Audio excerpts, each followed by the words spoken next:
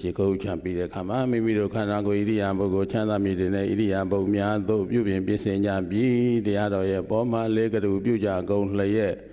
တရားတော်ကိုရိုသေစွာနာပါတရားတော်ကိုနှလုံးသွင်းကြပါ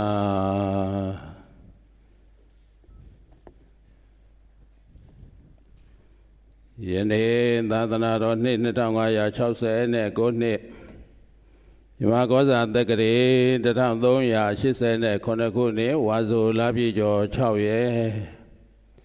ခရစ်တက္ကရီ2025ခုနှစ်ဇူလိုင်လ15ရက်ရန်ကုန်တိုင်းဒေသကြီးဗဟန်းမြို့နယ်ဘောဂဝိပဿနာတရားစင်နဲ့လုပ်ငန်းစဉ်ပြန်ပွားရေးဖွဲ့ချုပ်ဓမ္မဗိမာန်တော်ကြီးရဲ့ပေါ်မှာဝါရင်းကာလကျင်းပပြုလုပ်ပြီးတော့နေတဲ့မိုးကုတ်ဝိပဿနာဆရာတာလုပ်ပြီးတရားစခန်းပွဲမှာတရားဝင်တရားထုတ်နေကြတဲ့သံဃာတော်ရှင်မြတ်တွေနဲ့တကဝယောဂီပုဂ္ဂိုလ်သူတော်စင်များတရားတော်များလာရောက်ပြီးတော့နာကြားနေကြတဲ့သာသနာဆွေတော်မျိုးတော်တာယကတာကမပေါင်းတို့အားကျေးဇူးတော်ရှင်မိုးဆရာတော်ဘုရားကြီးရဲ့ဥပနိဒေယအတိုင်းပထမဆုံးနေ့ကျေးဇူးပြုလို့ဟောကြားအပ်သောပရိစ္ဆသမုပ္ပါသစ္စာ၄ပါးတရားတော်ဒီနေ့ဟောကြားမဲ့ပရိစ္ဆသမုပ္ပါသစ္စာ၄ပါးတရားတော်ကိုသန္တာရဝတ္တဒုက္ခတောသန္တရာဝဆင်းရဲမှမောဇနထာယကျွတ်လွတ်ထွက်မြောက်ပါရခြင်းအကျိုးငါကျွတ်လဲကျွတ်ရမယ်လွတ်လဲလွတ်ရမယ်ထွက်လဲထွက်လို့ရမယ်အဲ့ဒါကျွတ်လွတ်ထွက်မြောက်ပါရခြင်းအကျိုးငါလို့ဆိုပြီးတော့ကမ္မထံတရားတောင်းထားတာဖြစ်တဲ့အတွက်ကြောင့်သန္တရာဝဆင်းရဲကြီးတဲ့ကဘာဖြစ်လို့ထွက်ချင်ကြတာလဲဘာဖြစ်လို့ကျွတ်ချင်တာလဲဘာဖြစ်လို့လွတ်ချင်ကြတာလဲသန္တရာဝဆင်းရဲအကြောင်းကိုသိသွားလို့ပဲဒီသန္တရာဝဆင်းရဲအကြောင်းကိုမသိခင်အခါတုန်းကသန္တရာထဲမှာဘာဖြစ်လဲပြောနေကြတယ်ပျော်မွေ့ပြီးတော့နေကြတယ်မေ့လျော့ပြီးတော့နေကြတယ်အဲ့တော့ပျော်မွေ့မေ့လျော့ပြီးတော့နေကြတဲ့ဒီပုဂ္ဂိုလ်ဘာတွေလုပ်နေကြသလဲဘာတွေလုပ်နေကြတာလဲဒီသန္တရာကနေပြီးတော့ထွက်မြောက်တဲ့အခါမှာသန္တရာကနေပြီးတော့ဘယ်ကိုသွားကြမှာလဲဘာလုပ်နေသလဲဘယ်ကိုသွားမလဲဆိုတာဒါကိုအမှန်တိုင်းသိဖို့ရန်အတွက်အမှန်တရားဆိုတာဒီသစ္စာတရားအဲ့ဒီသစ္စာလို့ခေါ်တဲ့အမှန်တရားကိုသိလိုက်ပြီဆိုတာနဲ့ဒီပိုင်းနဲ့ဒီသန္တရာဝဆင်းရဲတဲ့သန္တရာဝဆင်းရဲကနေပြီးတော့လွတ်မြောက်ခြင်းတဲ့စိတ်တွေပေါ်လာပြီးသန္တရာဝဆင်းရဲကိုညှိငွေ့တဲ့သဘောတွေပေါ်လာတယ်အဲ့ဒါညှိငွေ့လာတဲ့အခါကျမှဒီသန္တရာဝဆင်းရဲကထွတ်မြောက်ရာထွတ်မြောက်ကြောင်းဖြစ်မှဖြစ်တဲ့အတွက်ကြောင့်ယနေ့ညနေချမ်းပထမဆုံးနေ့ခန္ဓာညာရောက်ကျေးဇူးပြုလို့ဟောကြားရမယ်တရားတော်ကိုသန္တရာမှာမင်းဘယ်ကိုသွားမလဲလို့ကိုပြန်မေးတဲ့တရားပဲသန္တရာမှာဘယ်ကိုသွားမလဲဒီဟုသောဒီတရားတော်ကိုဗုဒ္ဓရှင်တော်မြတ်ဖျားဟောကြားထားအပ်သောထိုသောသုတ္တဒေသနာတော်ကိုမိညာကိုကပြုပြီးတော့ခန္ဓာဉာဏ်ရောက်ကျေးဇူးပြုလို့ဟောကြားမှဖြစ်တဲ့အတွက်ကြောင့်သန္တရာမှာမင်းဘယ်ကိုသွားမလဲဒီဟုသောဒီတရားတော်ကိုမဟောပြောကြမီမနာကြားကြမီတရားပိုင်ရှင်ဖြစ်တော်မူတဲ့သုံးလောကထောတာသဗ္ဗညုမြတ်စွာဘုရားရှင်ကိုရောမြတ်ကြီးရဲ့တဏ္ဍာတော်မှာကိန်းဝတ်တော်မူနေတဲ့သိတော်မူမြင်တော်မူတဲ့သဗ္ဗညုတာဉာဏ်တော်ကြီးအာယုံပြုကြအကုန်လျက်တရားပိုင်ရှင်မြတ်စွာဘုရားအားနမောတတသုံးကြိမ်ရွတ်ဆိုပြီးတော့ရှေခောပူဇော်ကြော့လိုက်ကြရအောင်နမောဘဂဝတောအရသမ္မာသမ္ဗုဒ္ဓံသာနမောတတဘဂဝတောအရသမ္မာသမ္ဗုဒ္ဓံသာနမောတတဘဂဝတောသမ္မာသမ္ဗုဒ္ဓံသာတရားပိုင်ရှင်ဖြစ်တော်မူတဲ့မြတ်စွာဘုရားအာနမောတတသုံးကြိမ်ရွတ်ဆိုရှိခိုးပူဇော်ဖို့မြော်မှန်လျောင်းကြောကြပြီးတဲ့နောက်ထိုဘုရားရှင်ကိုရောမြတ်ကြီးဟောကြားတော်မူခဲ့တဲ့ဗမာဟောလေသန္တရာမှာမင်းဘယ်ကိုသွားတယ်လဲဆိုတာဗမာဟောတယ်လေရကန်းသီရဲ့သမီးငယ်လေးမြတ်စွာဘုရားရှင်ကိုရောမြတ်မမေးဘူးလားဘယ်ကလာသလဲတဲ့ချစ်သမီးဘယ်ကလာသလဲတဲ့ဘယ်ကိုသွားမလဲလို့မမေးဘူးလားအဲ့ဒီမေးတဲ့အချိန်ခိုက်တာလေးကိုမိမိတို့ကအာယုံယူထားမှာ အဲ့တော့ဒီရကန်းသူရဲ့သမီးငယ်လေးမြတ်စွာဘုရားရှင်ကိုရောမြတ်ကြီးကဘယ်ကလာတယ်လဲမင်းဘယ်ကိုသွားမလဲဆိုတဲ့ဒီစကားလုံးကိုယူပြီးတော့ဒီတရားဟောတာဒါဖြင့်ရကန်းသူရဲ့သမီးငယ်လေးဟာဘုရားမေးလိုက်တဲ့အမေးသည်ဘာကိုရည်ညွှန်းပြီးတော့မေးလို့ရကန်းသူရဲ့သမီးငယ်လေးသည်ဘာကိုရည်ညွှန်းပြီးတော့ဖြေတယ်လဲဆိုတာကိုသိဖို့ရန်အတွက်ဘယ်ထဲချသွင်းရမလဲမေးတော့ပရိစ္ဆာသမုပ္ပါဒ်ထဲကိုချရမယ်ဘယ်ထဲချကြည့်ရမှာလဲပရိစ္ဆာသမုပ္ပါဒ်ထဲချသွင်းပြီးတော့ကြည့်တဲ့အခါကျမှဘုရားဘယ်အဓိပ္ပာယ်နဲ့မေးတာလဲရကန်းသူရဲ့သမီးငယ်ဘယ်လိုအဓိပ္ပာယ်နဲ့ဖြေတာလဲဆိုတာကိုမသိနိုင်ဘူးလားသိနိုင်မလားဒါမှမဟုတ်ပရိစ္ဆာသမုပ္ပါဒ်ဒေသနာတော်တွေမှာခြာသွင်းပြီးတော့ခန္ဓာဉာဏ်ရောက်ကျေးဇူးပြုလို့ဟောကြားမှာဖြစ်တဲ့အတွက်ကြောင့်ပရိစ္ဆာသမုပ္ပါဒ်ဆိုတာအကြောင်းနဲ့အကျိုးပဲအကြောင်းနဲ့အကျိုးဆက်နေတဲ့ဒီသဘောကိုအကြောင်းတရားနဲ့အကျိုးတရားဆက်နေတဲ့သဘောဒီနေ့ရထားတဲ့ပြစ္ဆုတ်ပံကာလမှာရထားတဲ့ယုံ nant ခန္ဓာအဲ့ဒီယုံ nant ခန္ဓာဟူသမျှတရားဖြစ်ပြီးပြည့်တဲ့အတွက်ကြောင့်သင်္ခါရတရားတွေဒီသင်္ခါရတရားတွေဒီဖြစ်ပြကဘာသစ္စာလဲဒါဖြင့်ရင်ပရိစ္ဆာသမုပ္ပါဒ်တရားသည်ပဲလေဘာသစ္စာလဲဒုက္ခသစ္စာဒါဖြင့်ပရိစ္ဆာသမုပ္ပါဒ်တရားကခန္ဓာဖြစ်စေအဲ့ဒီခန္ဓာဖြစ်စေအမှန်တိုင်းသိတာကသစ္စာပေါ့ခန္ဓာဖြစ်စေအမှန်တိုင်းသိတာကဒါကြောင့်မလို့ဒီဘယ်ကမင်းဘယ်ကိုသွားမလဲဒီဟုသောဒီတရားတော်ကိုမဟောပြောကြမိမနာကြမိဗုဒ္ဓရှင်တော်မြတ်ဖျားဟောကြားထားတော်မူသောပရိစ္ဆာသမုပ္ပါဒ်ဒေသနာတော်သစ္စာဒေသနာတော်မှာခြာသွင်းပြီးတော့ခန္ဓာဉာဏ်ရောက်ကျေးဇူးပြုလို့ဟောကြားမှာဖြစ်တဲ့အတွက်ကြောင့်ဗုဒ္ဓကပရိစ္ဆာသမုပ္ပါဒ်ခန္ဓာဖြစ်စေကြီးမဟောဘူးလားဟောလားကဲအဲ့ဒီခန္ဓာဖြစ်စဉ်ကဘယ်လိုလာလို့ဘယ်လိုသွားနေကြတာလဲလို့သိဖို့ရန်ပြောတာကအမှတ်1လင်္ကာလို့ခေါ်တာပေါ့အမှတ်1လင်္ကာဆိုတာဒီစောက်ဒီပိတ်ကားပေါ်နဲ့တော့တခြားစီဖြစ်နေတယ်ပိတ်ကားပေါ်ကတော့မူလနှစ်ဖြားက1ဖြစ်သွားတယ်အဝိဇ္ဇာနဲ့တဏှာရင်းခံက2ဖြစ်နေတယ်အဲ့တော့အမှတ်2လင်္ကာပဲထားပါတော့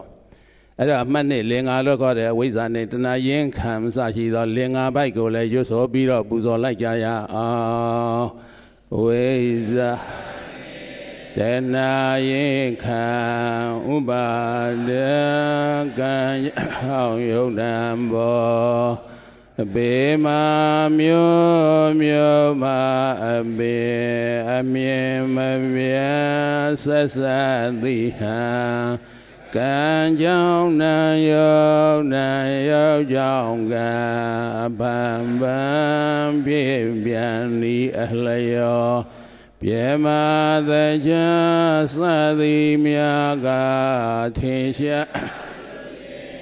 စီဖန်စေ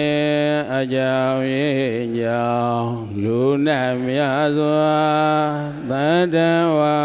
တို့ဖြစ်လာရမှုမဟုတ်ဟုဉာဏ်ဖြင့်ရှု၍မျှောသာတို့မင်းဘယ်ကိုသွားမလဲဘယ်ကလာတယ်လဲဘယ်ကိုသွားမလဲလို့ဒီလိုမေးတာမင်းဘယ်ကိုသွားမလဲမင်းဘယ်ကိုသွားမလဲငါဟာလူပဲငါလူသားတယောက်ဖြစ်နေတဲ့အတွက်ကြောင့်ငါဒီဘဝကသေရင်ငါဘယ်သွားမလဲဆိုတဲ့ဒီအဖြေဟာဒီအမေးပေါ်မှာဒီလိုဖြစ်ရတယ်ဒီလိုရှင်းရတယ်လေမင်းဘယ်ကိုသွားမလဲလို့ဆိုတဲ့အခါကျတော့မင်းငါသင်ငါမိမိဟောဒါတရားတခြားလားဒိဋ္ဌိလားအဲ့တော့မင်းဘယ်ကိုသွားမလဲဆိုတော့ငါဟာဘာလဲလူပဲလူဆိုတာတခြားလားတတ္တဝါလားဒါဖြင့်ဘယ်ထဲရောက်နေလဲသမုဒိသစ္စာနယ်ပယ်ထဲရောက်နေဘယ်နယ်ပယ်ထဲလဲအဲ့ဒီသစ္စာသမုဒိသစ္စာနယ်ပယ်ထဲမှာလဲပတ်နေလို့ရှိရင်အဲ့ဒါတခြားလဲတာလားတန်တရာလဲတာလားဘာတွေနဲ့လဲနေတာလဲမေးလို့ရှိရင်သမုဒိသစ္စာနယ်ပယ်ထဲမှာအဝိဇ္ဇာစသရမရဏအဆုံးပဲအဝိဇ္ဇာစသရမရဏအဆုံးအဲ့ဒီသရမရဏတို့ရောက်အောင်သူဘာတွေလုပ်နေသလဲမေးတော့သင်္ခါရတွေလုပ်တယ်ကံတွေလုပ်နေကြတယ်ပေါ့သင်္ခါရပစ္စယဝိညာဏခန္ဓာ၅ပါးကမ္မဘဝပစ္စယဇာတိခန္ဓာ၅ပါးမရဘူးလားဒါဖြင့်တခြားတွေလုပ်နေတာလားကံတွေလားအဲ့ဒီကံတွေနဲ့လာပြီးဒီထဲမှာဒီသံသတိသမုဒိသစ္စာနယ်ပယ်ထဲမှာတတ္တလောကဩကာသလောကထဲမှာလောက်ကင်ဆောင်ရွက်နေတဲ့ပုဂ္ဂိုလ်တွေကိုဒါကိုဘာလို့ပြောလဲဘသူတို့သွားတဲ့လမ်းပေါ်ဘသူတွေရှောက်နေတာလဲပုထုဇဉ်တို့သွားတဲ့လမ်းပေါ်ကိုပုထုဇဉ်တွေရှောက်နေတယ်လို့မဆိုရဘူးလားတရားမလို့လမ်းနှစ်သွယ်ကိုသတ်မှတ်ထားတယ်ဒီနေ့ထွဲ့မြောက်ရာထွဲ့မြောက်ကြောင်းအလုံးလုံးတဲ့ဒီအရိယာတို့ရှောက်လန်းသောလမ်းပေါ်ကိုတက်မနေဘူးလားတရားမလို့အဲ့ဒီလင်္ကာပိုက်ကလေးနှစ်ပိုက်ကိုစိုးကြည့်လိုက်အောင်ဘယ်လိုလာမလဲဖြစ်ပြနှစ်တန်ယုံနှစ် ချိန်ပန်းများစွာမပွားပါသဖြင့်သစ္စာမသိဉာဏ်မရှိသောထိုသည်ကံစခပုထုဇဉ်တို့လျှောက်တော်လံဒီထဲမှာလဲပတ်နေရတယ်ထွက်မှကောင်းမယ်လို့ဆရာသမားတွေနဲ့တွေ့ကလျာဏမိတ်တာနဲ့ပေါင်းသိရတဲ့အခါကျတော့အခုလိုထွက်မြောက်တဲ့လမ်းကြောင်းပေါ်ရောက်မလာဘူးလားရောက်လာတာနဲ့တပြိုင်နက်ဆရာသမားတွေကထွက်မြောက်ရာတရားတွေထွက်မြောက်ကြောင်းတရားတွေမဟောဘူးလားဟောလားဟောတယ်ဆိုတဲ့အခါကျတော့သမုဒိသစ္စာနဲ့ပရမတ္ထသစ္စာသမုဒိသစ္စာလို့ခေါ်တဲ့ဒီလောကတွေကတတ္တလောကတွေကဩဃတလောကတွေကဘာလို့ရမှာလဲထွက်ရမှာဘယ်လိုထွက်မလဲဘယ်လိုထွက်မလဲအဲ့ဒီတတ္တလောကနဲ့သင်္ခါရလောကဆိုတာမပါလဲမပြီးဘူးလေဒီကဒီထက်ရောက်နေတာဟုတ်ဒီထဲရောက်နေတဲ့အတွက်ကြောင့်ဒီထဲကနေထွက်ဖို့ရရင်အတွက်တတ္တလောကသင်္ခါရလောကဟာဘာလဲမေးတော့လူဘဝလူခန္ဓာပေါ့လူဘဝလူဆိုတဲ့လူဟာတတ္တလောကမိမိတို့ရဲ့နေရာအိုးအိမ်တိုက်တာတွေကဩကာသလောကအဲ့ဒါတွေဘာလို့ရမှာလဲမေတော့ဒီဟာထွက်လို့ဒီထဲကနေပြီးတော့နေလို့ရှိရင်တော့လွတ်မြောက်မှာမဟုတ်ဘူးဒီကနေထွက်မှဖြစ်မှာထွက်ချင်လို့ရှိရင်ဘာလို့ရမလဲဆိုတော့ဘဝသို့ချင်းကပ်ပြီးတော့ခန္ဓာကိုရှုရမှာဘဝသို့ချင်းကပ်ပြီးတော့ဘဝနဲ့လူဘဝနတ်ဘဝလူတို့ရဲ့နတ်လူဘုံနတ်ဘုံဆိုတာကဒါတတ္တလောကနဲ့ဩကာသလောကနော်အဲ့ဒီတတ္တလောကနဲ့ဩကာသလောကကိုဘာလို့ရမလဲချင်းကပ်ပြီးတဲ့အခါမှာဘယ်လောကကိုသိရမလဲသင်္ခါရလောကကိုသိကမှအဲ့ဒီသင်္ခါရလောကကိုဖြတ်ထွက်သွားမှာဒါမှမဟုတ်မိမိတို့ကပြောတဲ့ဘဝသို့ချင်းကပ်ပြီးတော့ဝိပဿနာရှုတဲ့ပုဂ္ဂိုလ်သည်ဘဝသို့ချင်းကပ်ပြီးတော့ခန္ဓာကိုရှုရမယ်လို့ပြောတာဘဝသည်သမုဒိသစ္စာပဲဘဝသည်လူဆိုတာဒီဘာသစ္စာလူမပါဘဲနဲ့လည်းမပြီးဘူးလေလူမပါဘဲနဲ့လည်းပုဂ္ဂလောဥပလပ္ပတိသိစိကထပရမထေနာတိအာမန္တာဝပုဂ္ဂလောပုဂ္ဂိုလ်ဆိုတာဒီထဲမှာတခြားလားပုဂ္ဂိုလ်လားအဲ့ဒီပုဂ္ဂိုလ်ရဲ့သဏ္ဍာန်မှာသိစိကထပရမထလို့ခေါ်တဲ့ဒီသိစိတ်သိရုပ်တရားတွေကမရှိဘူးလားရှိတယ်အဲ့တော့ဒီနှစ်ခုကခွဲပြားလို့မရဘူးမရတဲ့အတွက်ကြောင့်ပုဂ္ဂိုလ်တော့ဟုတ်တယ်သူကသိစိကထပရမတ္ထရှိတယ်ပရမတ္ထလားလို့မေးတော့ပုဂ္ဂိုလ်ကတခြားပရမတ္ထကတခြားပဲလေဒါပေမဲ့သူတို့နှစ်ယောက်ဟာအကြောင်းအကျိုးကစမနေဘူးလားစနေတဲ့အတွက်ကြောင့်အာမန္တာပုဂ္ဂိုလ်ကိုပြောလို့ရှိရင်ဒီသင်္ခါရလောကကလည်းပါလာတာပဲယုံနာကလည်းပါလာတာပဲဒါပေမဲ့ဒီထက်ကတော့ထွက်လို့မရဘူးဘဝတည်းကဘဝိနဘဝသမဝိပမုတ်တော်တိမဟန္တိဘဝတစ်ခုကဘဝတစ်ခုထွက်ရင်ဘယ်တော့မှထွက်လို့မရဘူးလို့ငါဘုရားဟောတယ်လို့ပြောထားတာလေဘဝတစ်ခုကနေဘဝတစ်ခုထွက်လို့ရပါမလားထွက်ချင်လို့ရှိရင်ဘာလုပ်ရမလဲခန္ဓာကထွက်ရမယ်ဘာထွက်ရမှာလဲခန္ဓာရဲ့ထွက်ချင်တယ်ဆိုရင်ဒီဘဝတွေကမှမထွက်ဘဲနဲ့ဒီခန္ဓာဆိုတဲ့သင်္ခါရလောကရောက်ပါမလားဒါပေမဲ့အဲ့ဒီကဘယ်လိုထွက်မလဲလို့မေးတဲ့အခါကျတော့ဘဝသို့ချင်းကပ်ရုံပဲချင်းကပ်ရတာဘာလို့ရတာလဲဘဝသို့ချင်းကပ်ပြီးတော့ဘယ်ကနေထွက်ရမယ်ခန္ဓာကနေထွက်ရမယ်ဘယ်ကနေထွက်ရမလဲအဲ့ဒီခန္ဓာ၅ပါးတရားတွေကိုကျေးဇူးတော်ရှင်မဟုတ်ဆရာတော်ဘုရားကြီးတည်ဟူသောကလျာဏမိတ်တာတွေနဲ့တွေ့ကြုံဆုံရတဲ့အတွက်ကြောင့်ရှုခွင့်ရှုွက်တွေဆရာတော်ဘုရားကြီးတွေကမဟောဘူးလားထွမြောက်ပုံထွမြောက်နည်းတွေမဟောဘူးလားမိမိတို့ဒီနေ့ကျင့်ကြံကြိုးကိုပွားများအားထုတ်ပြီးတော့မနေရဘူးလားဆရာတော်ဘုရားကြီးကဘယ်လိုပြောရှေးကဖြစ်ပြတခြားပြောတာလားဒီသင်္ခါရလောကကိုပြောတာလားသင်္ခါရလောကကိုမနေ့ကအလုပ်ပေးခဲ့တယ်ယထာဘုဒ္ဓညာအလုပ်ပေးဆိုတော့ဘာတွေလဲယုံနဲ့နာအကြောင်းအကျိုးယုံနဲ့နာဟာဘယ်လိုနေတာလဲအကြောင်းအကျိုးစက်နေတာယုံနဲ့နာဟာဘယ်လိုနေအကြောင်းအကျိုးစက်နေတယ်ဆိုတာဒါကိုရှုပါပွားမှတ်ပါပွားများပါများလဲများကောဘာဖြစ်လာသလဲလို့ဆိုတော့ဒါဟာယုံနဲ့နာသည်အကြောင်းအကျိုးစက်နေတဲ့ဒီယုံနဲ့နာသည်ခန္ဓာအစုပုံဘယ်နှပါဖြစ်သွား၅ပါးခန္ဓာ၅ပါးစီအောင်ရောက်သွားပြီယုံနဲ့နာအကြောင်းအကျိုးခန္ဓာ၅ပါးဒါဖြစ်ရင်ဒါဟာဒီသမုဒိသစ္စာနယ်ပယ်ကကြည့်တော့ပုဂ္ဂိုလ်တ attva သင်္ခါရလောကနယ်ပယ်ပရမတ္ထသစ္စာနယ်ပယ်ကနေကြည့်တော့တခြားလားခန္ဓာ၅ပါးလားခန္ဓာ၅ပါးဒါဖြစ်ရင်ဒီသမုဒိသစ္စာနယ်ပယ်တုန်းကကြည့်ဒီတုန်းကအတ္တဘောကြီးကိုခန္ဓာလို့ပြောနေတာလေအတ္တဘောခန္ဓာကောမရှိဘူးလားအဲ့ဒီတော့အတ္တဘောခန္ဓာကိုအရင်တီးပြီးတဲ့အခါမှာပရမတ္ထသစ္စာလို့ခေါ်တဲ့ခန္ဓာ၅ပါးယုံနဲ့နာအကြောင်းအကျိုးစက်နေတဲ့ယုံနဲ့နာကိုသိပြီးတော့မှခန္ဓာကိုသိလိုက်တယ်ဆိုတာနဲ့တပြိုင်နက်ဘယ်လောကတွေရောက်သွားသင်္ခါရလောကတွေရောက်သွားမှသူ့ကိုရှေ့ကဖြစ်ပြနောက်ကမဲ့ဒီခန္ဓာကိုရှုတဲ့အခါမှာတတိထားဝိရိယဆိုင်ပညာနဲ့ရှုရှေ့ကဖြစ်ပြနောက်ကမဲ့ပေါ်မလာဘူးလားမဲ့ပေါ်မှာတခြားဉာဏ်လားဝိပဿနာဉာဏ်လားဒါဖြစ်ရင်ကိုယ်တဏ္ဍာရှိနေတဲ့ယုံနဲ့နာအကြောင်းအကျိုးစနေတဲ့ဒီခန္ဓာတွေဟာသင်္ခါရတရားအဲ့ဒီသင်္ခါရတရားတွေကဖြစ်ပြီးတော့ဖြစ်ပြကဘာသစ္စာမြင်တဲ့အတွက်မြင်တဲ့ဉာဏ်က မေဃသစ္စာဆိုတော့မေဃဆိုတာမေခင်၈ပါးပေါ့ဖြစ်ပျက်ကိုမြင်ဘယ်နှပါးအလုတ်လုံနေတာက၅ပါးမြင်ရင်၈ပါးအလုတ်လုံနေတာကမြင်တော့၈ပါးဘုရားကမေခင်၈ပါးဟောထားတာလေအလုတ်လုံနေတာကိုသာလေကာရကမေခင်ဆိုတဲ့အနေနဲ့၅ပါးပဲဟောပြောတာအဲ့ဒါနောက်မှဒါပါလာမယ်မေခင်၃ပါးဘယ်လိုလိုက်လာသလဲဆိုတဲ့သဘောကအဲ့တော့ရှေးကဖြစ်ပြဲနောက်ကမဲနဲ့ကြိုက်အောင်အားထုတ်တဲ့အလုပ်လဲလုံလဲကောဒုက္ခသစ္စာကိုမသိဘူးလားအဲ့ဒီတော့ဒုက္ခသစ္စာကိုပိုင်းခြားသိတဲ့နောက်ကမေဃသစ္စာကိုမပေါ်ဘူးလားအဲ့ဒီတော့မေဃသစ္စာပေါ်လဲပေါ်ကောမေဃသစ္စာဆိုတာဒီတခြားဉာဏ်လားဒုက္ခသစ္စာကိုသိတာလဲတခြားဉာဏ်လားသစ္စာဉာဏ်လားမေဃသစ္စာလို့သိတာလဲသစ္စာဉာဏ်အဲ့ဒီသစ္စာဉာဏ်ဒီဝိပဿနာခဏဖြစ်တဲ့အတွက်ကြောင့်အဲ့ဒီဉာဏ်မျိုးကိုတော့သစ္စာနုလောမိကဉာဏ်လို့ဒီလိုခေါ်ရတယ်။ဘာဉာဏ်လဲအဲ့ဒီသစ္စာနုလောမိကဉာဏ်ဆိုတာဘယ်သူကိုပြောတာဝိပဿနာဉာဏ်ကိုပြောတာဘာဉာဏ်လဲအေးမင်းတို့ကသစ္စာသိပြီးပြီပဲကွာသစ္စာသိနေပြီပဲဘာလို့ဆရာလို့တော့လဲကွာယဟန်အရိယာဖြစ်နေပြီပဲလို့ဒီလိုပြောတာလေသစ္စာနုလောမိကဉာဏ်ခဏမှာဖြစ်ပျက်ကဒုက္ခသစ္စာမြင်တဲ့ဉာဏ်ကမေဃသစ္စာသိတဲ့ကိလေသာကနောင်ခန္ဓာမလာတော့တာကအဲ့ဒါသစ္စာ၄ပါးမဆိုင်ဘူးလားအဲ့ဒီဉာဏ်ဘာဉာဏ်လဲသစ္စာသိလောမိကဉာဏ်နောက်ကမဲ့ဉာဏ်ကိုရောက်ခွာမှသစ္စာဉာဏ်စစ်နော်အဲ့ဒီကြမှာသစ္စာဉာဏ်ကိစ္စဉာဏ်ကတ္တဉာဏ်ဆိုတာမဲ့ဉာဏ်ကိုပြောတာအဲ့ဒီတော့ရှေ့ကဖြစ်ပဲမိမိတို့သစ္စာဆိုင်ပြီးတော့မှဖြစ်ပျက်ကဒုက္ခသစ္စာဆိုတာဒီတခြားဉာဏ်လားဝိပဿနာဉာဏ်လားအဲ့ဒီဝိပဿနာဉာဏ်ဟာသစ္စာ၄ပါးမဲ့ဉာဏ်ကသိတဲ့သစ္စာ၄ပါးလျော်စွာသိတဲ့အတွက်ကြောင့်သူ့ကိုသစ္စာနုလောမိကဉာဏ်လို့မခေါ်ရဘူးလားခေါ်လိုက်တဲ့သစ္စာနုလောမိကဉာဏ်ဖြစ်လာတဲ့အခါမှာရှေ့ကခန္ဓာဟူသမျှယုံနာခန္ဓာဟူသမျှတည်းဒီပါလေဖြစ်ပြဲယုံနာခန္ဓာဟူသမျှတည်းဒီနောက်ကသိနေတာဒီတခြားလားမဲ့လားဖြစ်ပြဲနဲ့မဲ့နဲ့ကြိုက်နေအောင်အားထုတ်နေတဲ့ပုဂ္ဂိုလ်ရဲ့နှလုံးသားတဏ္ဍာမှာဘသူကိန်းနေမလဲမဲ့ခင်၈ပါးမဲ့ခင်အဲ့ဒီမဲ့ခင်၈ပါးကိန်းနေတဲ့အချိန်ခါဒီနောက်ကသစ္စာဉာဏ်မဲ့ဉာဏ်ကိုရောက်ပလားမရောက်သေးဘူးမရောက်သေးပေမဲ့နောက်ကမဲ့ဉာဏ်ရောက်ကြောင်းအလုံးမမှန်ဘူးလားမှန်လား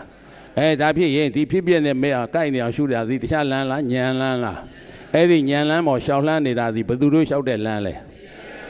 ဒါမလို့ဒီသစ္စာဘဝထဲမှာမိမိတို့ရှောက်လှမ်းနေတာကံလန်းဆုံးနေတယ်ဆိုတဲ့အဝိဇ္ဇာစဇရာမရဏဆုံးရှိနေတဲ့လမ်းကြီးကကံလန်းအဲဒီတော့ကံလန်းပေါ်ရှောက်လှမ်းနေတာကပုထုဇဉ်ဒီဘက်ကဉာဏ်လန်းပေါ်ရှောက်လှမ်းနေတာကအရိယာဒါပြင်မိမိတို့ဒီနေ့ဘယ်နေရာကိုတက်နေတာလဲအရိယာတို့ရှောက်သောလမ်းပေါ်ကိုတက်နေတော့မှရှိသေးတယ်မလျှောက်ရသေးဘူးဟုတ်တယ်မလားဘယ်ထဲကနေထွက်လာတာလဲပုထုဇဉ်တို့ရှောက်သောလမ်းကနေလမ်းခွဲထွက်လာတာလေအဲဒီတော့နေတာကတော့ပုထုဇဉ်တို့ရှောက်သောလမ်းပေါ်မှာနေခဲ့ပြီးတော့ဒီနေ့ကလျာဏမိတ်တာနဲ့ပေါင်းသိရတဲ့အတွက်ကြောင့်အရိယာတို့ရှောက်လန်းသောလမ်းပေါ်ကိုချင်းကပ်လာတတ်တာပေါ့ဟုတ်တယ်မလားအဲဒီတော့ဒီလင်္ကာပိုက်ကလေးနှစ်ပိုက်ကိုမိမိတို့ဆိုကြည့်စမ်းဘယ်လိုဆိုမလဲဖြစ်ပြနှစ်တန်ယုတ်နဲ့ကျိန်ဖန်များစွာမပွားပါသဖြင့်သစ္စာမသိဉာဏ်မရှိသောထိုသည်ကံစခံပုထုဇဉ်တို့လျှောက်တော်လာဖြစ်ပြနှစ်တန်ယုတ်ကျိန်ဖန်များစွာပွားများပါသဖြင့်သစ္စာမြင်သည်မေခင်ရှိသောထိုသည်ဉာဏ်စကားအရိယာတို့လျှောက်တော်လံသာတို့သာအဲ့ဒီလင်္ကာပိုက်နှစ်ပိုက်ကိုရအောင်ကြက်ထားအိမ်မှာနေလေဖြစ်ပြနှစ်တန်းရုပ်နှစ်တန်းကိုကျိန်ဖန်များစွာမပွားပါသဖြင့်ပြင်းလို့မပွားဘူးဆိုရင်လည်းဘယ်ထဲမှာလဲသမုဒိသစ္စာနဲ့ဘယ်ထဲမှာဘယ်သူတို့လျှောက်လန်းသောလမ်းအဲ့ဒီကြမှာမေးလိုက်စားမင်းဘယ်သွားမှာလဲလို့မေးဟုတ်တယ်မလားဒီနေရာမှာသွားမှာမင်းဘယ်ကိုသွားမလဲလို့ဒီလိုမေးထတာဒီထဲအတွက်အဲ့တော့အိမ်မှာပြင်းလို့အာမထုတ်တာပဲဖြစ်ဖြစ်မသိလို့ဖြစ်ပြမရှုတာပဲဖြစ်ဖြစ်အဲ့လိုဖြစ်ပြီးဆိုရင်သူများပြန်မေးရမှာလားကိုကိုပြန်မေးရမှာလားကိုကိုပြန်မေးမင်းဘယ်ကိုသွားမလဲလို့ဒီလိုမေးရမှာဟုတ်တယ်မလားဒါသမုဒိသစ္စာနယ်မြေကြီးသည်ဘုံအဖြစ်ဘဝက်တိုင်အောင်အထက်ဘဝက်အောက်ဩဝစီအထက်ဘဝက်အောက်ဩဝစီဓမ္မအဖြစ်ဂုတ္တရပုတိုင်အောင်ဓမ္မအဖြစ်ဂုတ္တရပုတိုင်အောင်ဆိုတဲ့ဒါတခြားသစ္စာလားသမုဒိသစ္စာလားလောကအနေနဲ့ပြောရင်တတ္တလောကနဲ့ဩဃတာလောကအဲ့ဒီထဲမှာဟုတ်တယ်မလားဒီဘက်ကဉာဏ်လန်းကဆိုဝိပဿနာတော့ဒီထဲမှာနေကြတဲ့သားရည်သမီးရည်စီးပွားရေးအလုပ်မရှိဘူးလားဒါနအလုပ်ဒီထဲမှာမလုပ်ဘူးလား သီလအလုံးမစောက်တည်ဘူးလားသမထဘာဝနာမှာပွားများဘူးလားတရားမလို့အထက်ဘဝပါဆိုကမှဘဝရောက်သွားတာလေဘဝထီအောင်မတက်နိုင်ဘူးလားမတက်နိုင်တယ်ဘဝထီအောင်သူတက်သွားနိုင်တယ်တရားမလို့30ပုံသည်သမုဒိသစ္စာနယ်ပယ်ထဲမှာရှိတယ်လို့သတ်မှတ်ထားမိမိတို့ဒီနေ့ရောက်နေတာကလူပုံဘယ်ပုံလဲဆိုလိုက်စမ်းလူပုံဘယ်လိုလာခဲ့လဲလာခဲ့လိုက်အဝိဇ္ဇာရင်ခံဥပါဒံကံကြောင့်ယုံနံဘောဘာဘောလားအဲ့ဒီယုံနံတခြားယုံနံလားပဋိသန္ဓေယုံနံလားပဋိသန္ဓေယုံနံလေးသည်သဘောအပြင်ပဋိသန္ဓေကလရည်ကြီးဖြစ်ပြီးတာနဲ့ဒီပိုင်းနဲ့ပြတ်သွားဖြစ်ပြီးတာနဲ့ပြတ်သွားပြီပဋိသန္ဓေစိတ်ရဲ့ဥပတ်ဘင်းဆိုပြတ်သွားပြီပဋိသန္ဓေပြတ်သွားလဲသွားတော့နောက်ကဘဝင်15ချက်16ချက်ကြာတော့တာပဲဘဝင်15ချက်အဲ့ဒီချိန်လေးရောက်တော့ဘယ်ချိန်ဘယ်နေရာရောက်သွားပြီလဲဘဝတိဖြစ်သွားပြီပဋိသန္ဓေစိတ်ကလေးတုံးကသာပဋိသန္ဓေဝိညာဉ်တော့အဲ့ဒါသင်္ခါရပစ္စယဝိညာဏသူကဖြစ်ပြီးတော့ဒါပဋိစ္စသမုပ္ပါဒ်နဲ့ပြောရင်တော့ဘယ်သူတွေလဲဝိညာဏယုတ်သလယနာဖတ်တာဝေဒနာဆိုတာအချင်းချုပ်လိုက်တော့တခြားလားယုတ်နဲ့နာလားအဲ့ဒီယုတ်နဲ့နာလေးဒီကာယရဲ့ဘာဝရဲ့ဝဋ္ထုရဲ့ဆို3ခုလေအဲ့ဒီယုတ်ကလေး3ခုလဲပေါ်လိုက်ကောဘယ်သူကပေါ်လာလဲဝိညာဉ်ဘာဝိညာဉ်လဲပဋိသန္ဓေဝိညာဉ်ကာယဘာဝဝဋ္ထုဟာယုတ်ခုနဝိညာဉ်ကစိတ်ဝိညာဉ်ကစိတ်ရှိတာနဲ့တပည့်နဲ့စေတသိက်တွေကပေါ်မလာဘူးလားစေတသိက်52ပါးထဲမှာသင်ညာကောမပါဘူးလားသင်္ခါရလည်းမပါဘူးလားအားလုံးပေါင်းလိုက်ရင်ခန္ဓာဘယ်နှပါးကဲပဋိသန္ဓေစိတ်ခန္ဓာမှာခန္ဓာဘယ်နှပါးဖြစ်သွားဖြစ်ပြီးလဲပြီးရောပြတ်သွားပဋိသန္ဓေနောင်ပဋိသန္ဓေလည်းပြီးလဲပြီးရောဘဝင်15ချက်16ချက်အဲ့ဒါဘာလဲပဋိသန္ဓေလားပိုးတိလားပိုးတိရောက်သွားပြီနော်အမိဝမ်းထဲမှာတည်းကပိုးတိရောက်နေပြီအဲ့ဒီပိုးတိမှာဘာနဲ့အသက်ရှင်နေတာလဲမေးတော့ပုဒိသန္ဓေစိတ်ကလေးဘဝင်လေးဖြစ်ပြီးလဲပြီးရောမနောဒွါရဝဇံပြန်ပြီးစိတ်ကလေးပေါ်လာတယ်လေငါဘယ်ရောက်နေတာလဲဆိုတဲ့သဘောမျိုးပေါ့ဗျာပြန်ဆင်ញင်လဲကောပရိသန္ဓေတည်နေတာပဲဆိုတော့ဘဝကိုတတ်မဲ့သွားတဲ့ဘဝနိဂာနိကလောဘဇောဘဝနိဂာနိကလောဘဇောကြီးကြမသွားဘူးလားကြသွားလဲသွားကောအဲ့ဒီရောက်တဲ့နေရာမှာပြောသွားပြီလေရောက်တဲ့နေရာရောက်တဲ့ဘုံဘဝမှာဘာဖြစ်သွားလဲပြောသွားပြီဆိုတဲ့ကဒါပို့တခြားလားပိုးတိလားအဲ့ဒါပိုးတိကာလာပြီးလဲပြီးအမိဝမ်းမှာ6လကျော်10လပေါ့ဗျာသူကမျက်စိနားလျှာကိုယ်စိတ်တွေတော့စပြီးတီဆောက်နေပြီပေါ့မျက်စိလည်းဖြစ်ပြီးနားလည်းဖြစ်ပြီးနှာခေါင်းလည်းဖြစ်ပြီးရှားလည်းဖြစ်ပြီးကိုယ်လည်းဖြစ်ပြီးပေါ့စိတ်ကစောစီးတွေကပဋိသန္ဓေစိတ်ကဖြစ်နေတာနော်အဲ့ဒီပဋိသန္ဓေပြီးတော့ဘာစိတ်လဲဘဝင်အမိဝမ်းထဲမှာနေတော့ကဘာနဲ့နေတာလဲဘဝင်စိတ်ဘာနဲ့နေလဲဘဝင်ဆိုတာတခြားစိတ်လားမသိစိတ်လားမသိစိတ်လားဒါပေမဲ့မသေးတော့မသေးဘူးသူစိတ်ကလေးရှိသေးတယ်ဆိုတဲ့သဘောလေးပေါ့ဟုတ်တယ်မလားအဲ့ဒီဘဝင်စိတ်ကဘယ်ကိုပြန်နေလဲအတိတ်ကိုပြန်နေတယ်အမိဝမ်းထဲမှာတော့ကလေအိမ်မက်မဲ့တယ်ခုပိဿုပံမှာအိမ်မက်မမဲ့ဘူးလားဘာတွေမှမသိဘူးလေဘယ်ဒီပြန်နေတာလဲအတိတ်ကိုမရောက်ဘူးတဲ့နေရာတွေပြီးတော့ရောက်ခဲ့ဘူးတဲ့နေရာတွေပဲပြန်နေတာစိတ်ကဘာတွေမှန်းကိုမသိအောင်ဖြစ်နေတယ်လေသွားနေတာအဲ့ဒါရောက်ခဲ့ရတဲ့ဖြစ်ပြီးတော့နေတာအတိတ်ကိုပြန်နေတာအဲ့ဒါဒီစိတ်ကလေးဟာဘဝင်စိတ်ဆိုတာဘဝင်အရင်အမိဝမ်းထဲမှာဘဝင်စိတ်နဲ့နေတယ်ဆိုတာဒီစိတ်ကလေးဟာအလုတ်တော့လုံနေတယ်ဒါပေမဲ့ဘယ်ကိုပိဿုပံအာယုံကသူ့လာမတိုက်သေးဘူးလေမတိုက်သေးတော့တခြားပြန်နေရတာလားအတိတ်ကိုပြန်နေတာလားအတိတ်ကအကြောင်းအရာတွေဒီမှာလာပြီးအယိတ်ထင်းနေတာပေါ့ဟုတ်တယ်မလားဝမ်းတွင်းကကလေးရဲ့လို့ဘာမှမသိသေးဘူးမလုပ်နဲ့သူကစိတ်ကပြန့်လွင့်နေပြီလေအတိတ်ပြန်နေတာဒါခြားကာလလားဘဝင်ကာလလားဘဝင်ပြီးလဲပြီးအမိဝမ်းနေကျွတ်သွားပြီဆိုတာနဲ့တပြိုင်နက်မျက်စိတို့နားတို့နှာခေါင်းတို့လျှာတို့ကိုယ်တို့ဖြစ်မလာဘူးလားမျက်စိနဲ့ဆင်းနဲ့ဆိုရင်ဘာဖြစ်လာမလဲမြင်တယ်မြင်တာကမြင်တယ်ဆိုတာဘဝစကားဒီထဲမှာပြောတဲ့စကားဘဝထဲမှာပြောတဲ့စကားဘာလဲမြင်တယ်အဲ့ဒါဒီဘဝထဲမှာပြောတဲ့စကားကိုဒီခန္ဓာလောကလို့ခေါ်တဲ့ပရမတ္ထသစ္စာရောက်အောင်မိုးကုတ်ဆရာတော်ဘုရားကြီးတော့ဒီနေ့တော့ကူးပေးထားတယ်နော်မိမိတို့ဒီထဲမှာနေတော့မသိဘူးပေါ့မသိအဝိဇ္ဇာအစထားတာဟုတ်မြင်တယ်ဆိုမသိဘူးမြင်တာဟာဒါဘဝစကားမှန်းလည်းမသိဘူးဘာစကားမှန်းလည်းမသိဘူးအသင်းပေးလို့သာကိုတက်လို့သာလျှောက်ပြောနေတာလေအဲ့တော့မိုးဆရာတော်ဘုရားကြီးဒီနေ့ကြာလိကြာကိုသင်းပေးလိုက်တယ်မြင်တယ်ဆိုတာဟာဘဝစကားတဲ့ဘ မင်းတို့ဓမ္မစကားနဲ့ပြောရင်တော့ကွာတဲ့ဓာတ်18ပါးဓာတ်ဘယ်နှပါလဲမျက်စိရဲ့အဆင်းရဲ့မြင်စိတ်ဝိညာဉ်ရဲ့မျက်စိကအခန္ဓာ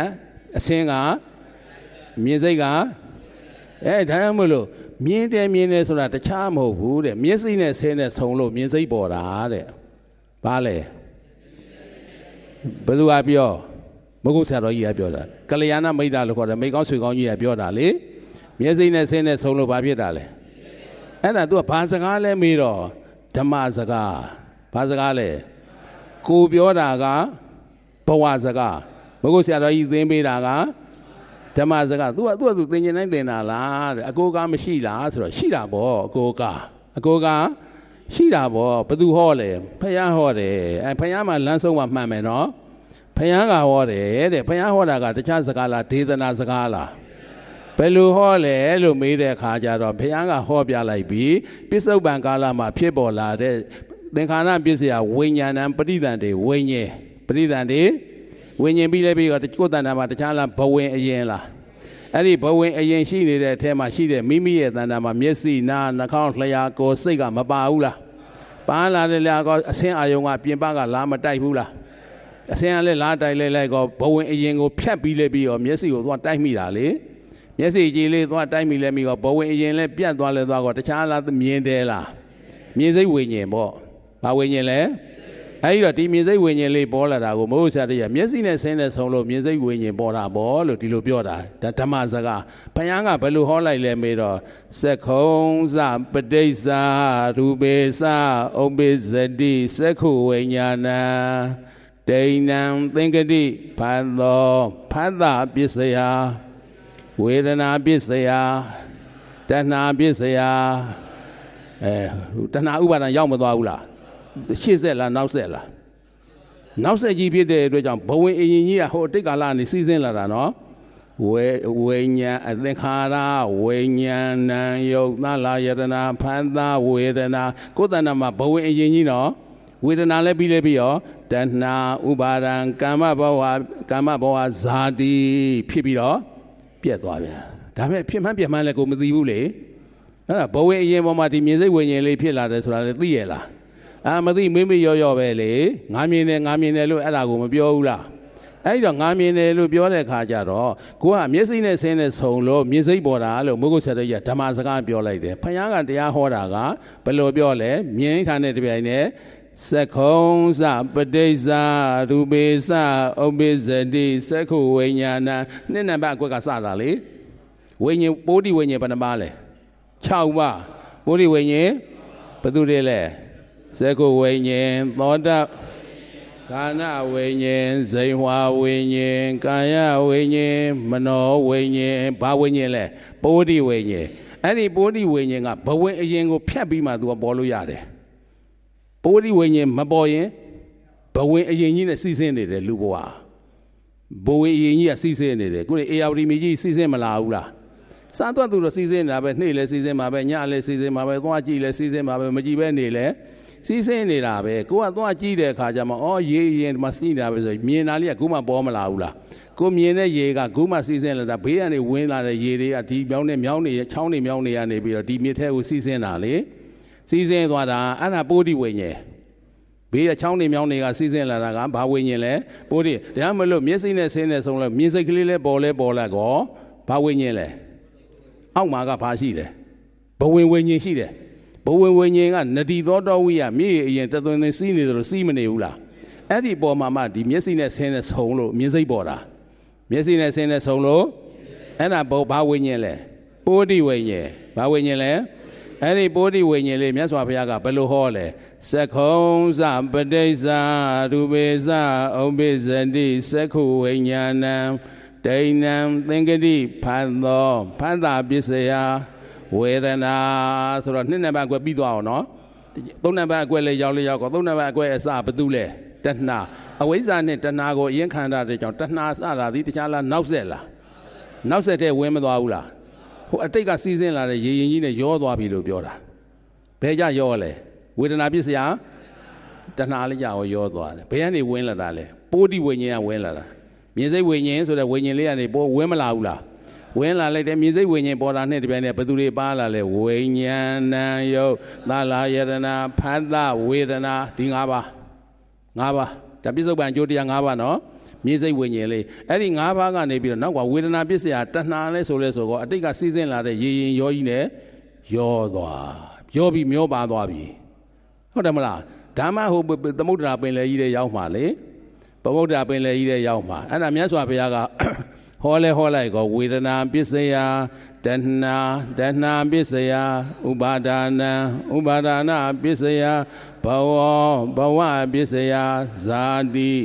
တိပစ္စယဇရာမရဏဆိုတာမြင်စိတ်ဝိညာဉ်လေးဖြစ်ပြီးတော့ပြက်သွားဖြစ်ပြီးတော့ဒါကမထင်ရှားသေးဘူးတခြားထဲမှာလားဒီသမုဒိသစ္စာနယ်ပယ်ထဲမှာလားအဲ့ဒါလောက်နဲ့မထင်ရှားသေးဘူးဒါမှမဟုတ်ပြန်ချင်းချုပ်ရင်မိမိတို့ဘောဒီထဲမှာပြောနေတဲ့မြင်တယ်ဆိုတာကဘာစကားဘဝစကားမဟုတ်ဆရာတော်ကြီးကမြင်တယ်ဆိုတာဒီဘာဖြစ်တာတဲ့လဲဓမ္မစကားကိုဘယ်လိုပြောလဲမျက်စိနဲ့ဆင်းနဲ့ဆုံလို့မြင်စိတ်ပေါ်တာမဟုတ်ဆရာတော်ကြီးပြောတဲ့စကားမှန်သလားမှားသလားဆိုတာအထောက်ထားပြလိုက်တော့ဘုရားမဟောဘူးလားဘယ်လိုဟောသက္ခုံစပဋိစ္စရူပေစဥပ္ပိစတိသက္ခုဝိညာဏံဒိဏံသင်္ကတိဖန်သောဖန်တာပစ္စယဝေဒနာပစ္စယတဏှာပစ္စယဥပါဒါနပစ္စယဘ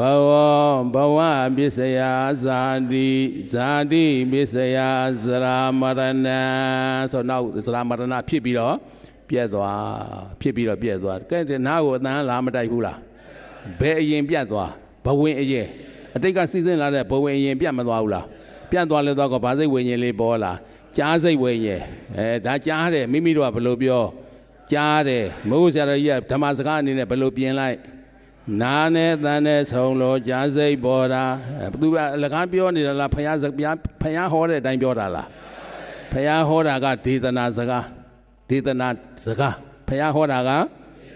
မဟုတ်ဆရာတော်ကြီးပြောတာကဓမ္မမိမိတို့ပြောတာကဘဝစကားရဲ့ဓမ္မစကားရဲ့ဒေသနာစကားရဲ့မိမိတို့ကဓမ္မတရားရှာလို့ရမှာပေါ့ဟုတ်တယ်မလားဓမ္မတရားကိုရှာရမယ်အဲဒီတော့မိမိတို့ကမြင်ကြားတယ်လို့ပြောတာမဟုတ်စားတယ်နားနဲ့အသံနဲ့ဆုံလို့ကြားစိတ်ပေါ်တာဆိုတာဘုရားကဘယ်လိုဟောလဲဆိုကြည့်ပါဦးသောတင်္စပဋိစ္စသတ္တေသဥပ္ပိစတိသောတာဝိညာဒိဏံသင်္ကတိဖန်သောဖန်တာပစ္စယဝေဒနာပစ္စယတဏှာပစ္စယဥပါဒါနပစ္စယဘဝပစ္စယဇာ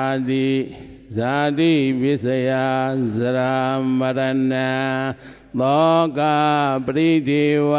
ဒုက္ခဒေါမနတုပါယသာသံဘဝန္တိကြားစိတ်ကလေးပေါ်လာတာပဋိစ္စသမုပ္ပါကြားစိတ်ကလေးရဲ့ပဋိစ္စသမုပ္ပါကဲဒါဖြစ်ရဲ့မိမိတို့နှာခေါင်းနဲ့အနံ့နဲ့ကောမဆုံဘူးလားဘယ်လိုပြောလဲနန်းတယ်ဆိုတာဘာစကား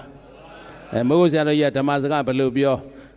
နှာခေါင်းနဲ့အနံ့နဲ့ဆုံလို့နန်းစိတ်ပေါ်တာဘုရားကဒေသနာစကားဘယ်လိုဟောဂာနိသပဋိစ္စဂန္ဒေသဥပ္ပိစတိဂာနဝိညာဏံဒိဏံသင်္ကတိဖန်သောဖန်တာပစ္စယ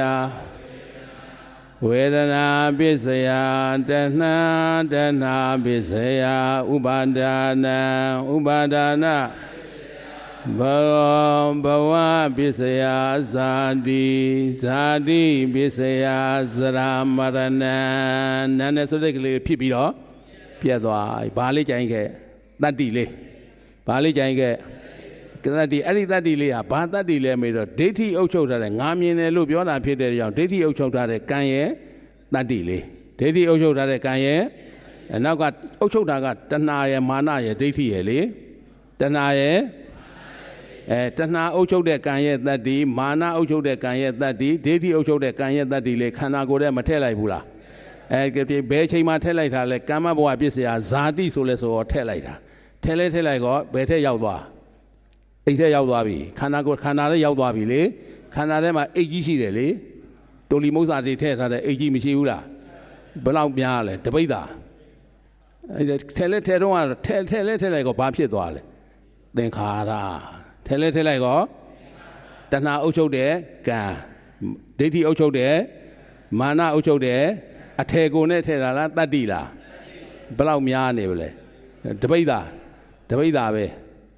ပိဿာပြည့်ရမယ်လေတပိဿာပဲအဲ့ဒီတပိဿာတွေဟာထဲလဲအထဲအိမ်ထဲလေရောက်သွားလို့တော့ဘာဖြစ်သွားလဲသင်္ခါရသိမ့်သွားပြီခင်ဗျားတို့မယူနဲ့ဘယ်သူတွေသိမ့်ထားလဲဒိဋ္ဌိနဲ့တဏှာသိမ့်လိုက်ပြီကောင်းတဲ့ကံတွေဆိုရင်တဏှာကောင်းတဲ့ကံတွေဆိုရင်ကဲအလှလုပ်တယ်ဗျာအဲ့ဒီကံဘယ်သူသိမ့်မလဲတဏှာသိမ့်တာမကောင်းတဲ့ဒုစရိုက်လုပ်တယ်ဒိဋ္ဌိသိမ့်တာဒိဋ္ဌိကတဏှာသိမ့်ထားတာပြန်တောင်းလို့ရအောင်မလားမရတော့ဘူးဟုတ်တယ်မလားပြန်တောင်းလို့မရတော့ဘူးဒါပရိစ္ဆသမုပ္ပါဒ်ကိုပြောတာပစ္စုပန်ပရိစ္ဆသမုပ္ပါဒ်ထိုနည်းတူပဲ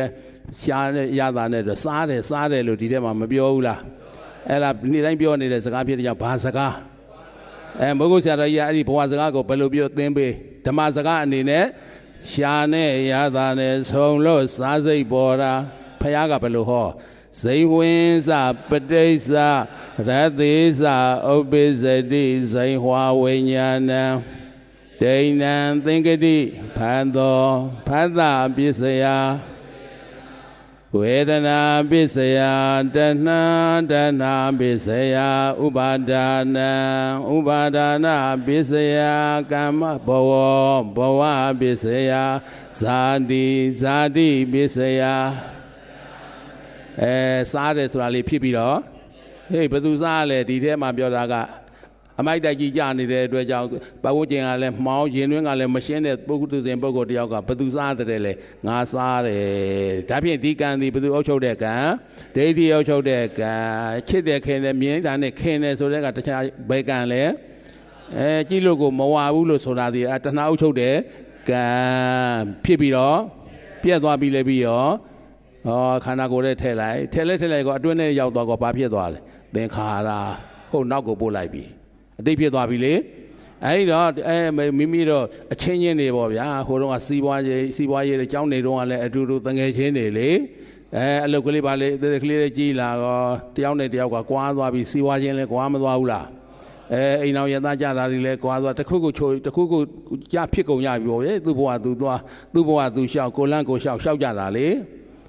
အသက်လည်းနည်းနည်းကြီးလာကြဂုံတုကုန်မြန်ပါလာငယ်တုန်းကတော့သွားချမ်းသာတူဆင်းရဲတူလေကျောင်းသားဘဝတုန်းကပေါ့ဗျာဟုတ်တယ်မလားတငယ်ချင်းတွေလေအသက်ရွယ်လည်းကြီးသွားစီးပွားရေးလေးလည်းလုပ်အိမ်အောင်ရသားတွေလည်းအသက်လည်းကြီးသွားလဲတော့တယောက်နဲ့တယောက်မာနပြိုင်တော့တာပဲဘာပြိုင်လဲကိုကြည့်တော့ငါဘာငါလဲဒိဋ္ဌိငါဘာငါလဲသားသမီးကြည့်တော့